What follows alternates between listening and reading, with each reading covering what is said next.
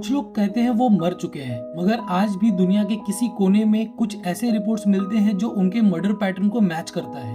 क्या आपने कभी सोचा है कुछ मॉन्स्टर्स ऐसे होते हैं जो कहानियों में नहीं बल्कि हकीकत में छुपे होते हैं। उनका कोई मास्क नहीं होता, बस एक नॉर्मल इंसान का चेहरा, मगर उनके अंदर कुछ ऐसा होता है जिसे मौत भी देखकर पलट जाए। आज मैं आपको बताऊंगा 5 ऐसे सीरियल किलर के बारे में जो दुनिया भर में दर्द, खौफ और लाशों का सिलसिला छोड़कर आज भी कहीं न कहीं जिंदा है। कुछ लोग कहते हैं वो मर चुके हैं, मगर आज भी दुनिया के किसी कोने में कुछ ऐसे रिपोर्ट्स मिलते हैं जो उनके मर्डर पैटर्न को मैच करता है। तो चलिए शुरू करते हैं। The monsters who walk free. Pedro Lopez, the monster of Andes, south America. ये कहानी है एक ऐसे इंसान की जिसको दुनिया मॉन्स्टर ऑफ एंडीज के नाम से जानती है। पेड्रो लोपेज, जो बचपन में अपनी माँ से मार खाता, सड़कों पर घूमता और बचपन में ही इंसानियत से नफरत सीख गया। फिर शुरू होता है एक सिलसिला।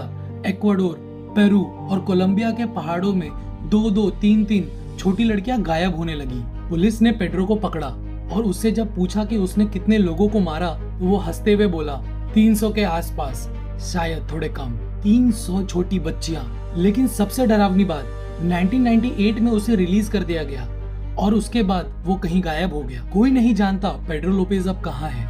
कुछ लोग कहते हैं एंडेस के पहाड़ों में। आज भी कुछ जगह ऐसी हैं जहां बच्चे रात को गायब हो जाते हैं और हवा में गूंजती है उस इंसान की हंसी। Number 2, Antonio Angles, the man who vanished, Spain. 1992 Spain. 3 लड़कियां पार्टी से वापस नहीं आई। उनके नाम थे मरियम, टोनी और डिजायर। कुछ हफ्तों बाद उनकी लाश मिलती है और हर चेहरे पहचान से परे। एक सैडिस्टिक कोल्ड ब्लडेड आदमी। उसके खिलाफ सबूत मिले, पर जब पुलिस वहां पहुंची उससे पहले वो भाग गया। ट्रेन, ट्रक, शिप सब में देखा गया, पर कभी पकड़ा नहीं गया। कुछ लोग कहते हैं वो ब्राजील में छुपा है और कुछ लोग कहते हैं वो समंदर में मर गया। लेकिन जब स्पेन के कोस्टल पोर्ट में तूफान आता है, लोकल्स कहते हैं कि डेक पर खड़ा हुआ एक आदमी दिखता है, आंखों में सिर्फ एक सवाल, क्या तुम मुझे पहचानते हो? ये सब कहानी पुरानी लगती है ना? लेकिन अब जो मैं आपको बताने वाला हूँ शायद वो आपके शहर में भी हो सकता है, क्योंकि कुछ मॉन्स्टर्स मास्क पहनते हैं और वो मास्क इंसानी चेहरा होता है। Number 3, the alphabet killer, USA. 1970 Rochester, New York. एक के बाद एक 3 छोटी लड़कियां मिलती हैं। सबका नाम और शहर सेम अक्षर से शुरू होता है। कैमरन कोलोन, वांडा वोल्कोविट्ज और मिशेल मेंजा। हर मर्डर में सेम पैटर्न। पुलिस ने उसे नाम दिया द अल्फाबेट किलर। किलर कभी पकड़ा नहीं गया। कुछ लोग कहते हैं वो एक लोकल मेलमैन था और कुछ लोग कहते हैं एक एक्स कॉप। आज भी रोचेस्टर में एक पुरानी प्रिंट शॉप है, बाहर लिखा है ABC प्रिंटिंग। कुछ लोग कहते हैं उस शॉप के अंदर टाइपराइटर खुद से चलता है और लिखता है next letter. Number 4, the Zodiac Killer, California, USA।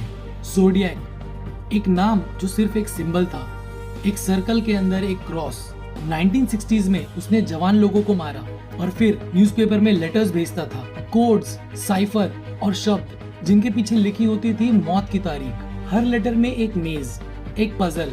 किसी ने कभी उसका चेहरा नहीं देखा और जब उसने आखिरी बार लिखा I am not done yet, उसके बाद वो गायब हो गया। अब जब भी कोई नए मर्डर का पैटर्न मिलता है, मीडिया एक लाइन लिखता है, Is the Zodiac back?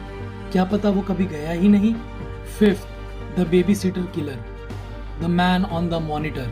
1970s में अमेरिका में एक स्ट्रेंज पैटर्न शुरू हुआ। सभी एक ही तरीके से, फोन कॉल, विंडो पे शैडो और साइलेंस। पुलिस ने सस्पेक्ट ढूंढे पर किलर कभी पकड़ा नहीं गया और तब से एक अर्बन लेजेंड बन गया, द बेबी सिटर किलर।